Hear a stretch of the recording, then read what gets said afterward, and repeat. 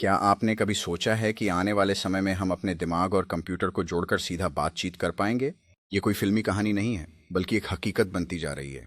आज दुनिया की बड़ी कंपनियां, खासकर एलन मस्क की न्यूरालिंक, ऐसे ब्रेन चिप्स पर काम कर रही हैं जो इंसानी दिमाग के अंदर लगाए जाते हैं। सोचिए, अगर किसी इंसान को बोलने या चलने में दिक्कत है तो ये चिप सीधे उनके दिमाग से सिग्नल पढ़कर कंप्यूटर को भेज सकती है। यानी इंसान अपने विचारों से ही कंप्यूटर, मोबाइल या यहाँ तक कि रोबोट को कंट्रोल कर सकेगा। लेकिन इसका असर सिर्फ बीमारियों तक सीमित नहीं रहेगा। कल्पना कीजिए, आप एक नई भाषा सीखना चाहते हैं। आज आपको महीनों या सालों की मेहनत करनी पड़ती है, पर एक दिन ये चिप आपके दिमाग में सीधा डेटा अपलोड कर देगी और आप तुरंत उस भाषा में बात करने लगेंगे। क्या होगा अगर एक बच्चा पैदा होते ही किसी भी विज्ञान या गणित की किताब का सारा ज्ञान उसके दिमाग में डाउनलोड कर दिया जाए?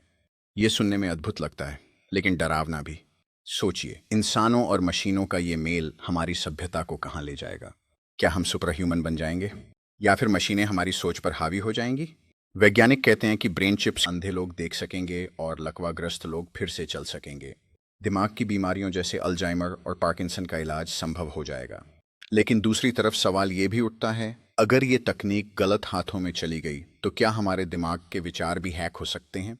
क्या हमारी प्राइवेसी, हमारी पहचान हमेशा के लिए खतरे में पड़ जाएगी? ये ब्रेन चिप रेवोल्यूशन हमें दो रास्तों पर खड़ा करता है। एक तरफ वो दुनिया जहां इंसान अपनी सीमाओं को तोड़कर नई ऊंचाइयों तक पहुंच जाएगा, और दूसरी तरफ वो दुनिया जहां इंसान और मशीन की पहचान मिट जाएगी। तो सवाल ये है, जब वो दिन आएगा, क्या हम इस क्रांति को अपनाने के लिए तैयार होंगे, या फिर डर की वजह से पीछे हट जाएंगे? यह हम सभी के लिए एक महत्वपूर्ण मोड़ है जहां हमें सोच समझकर आगे बढ़ना होगा।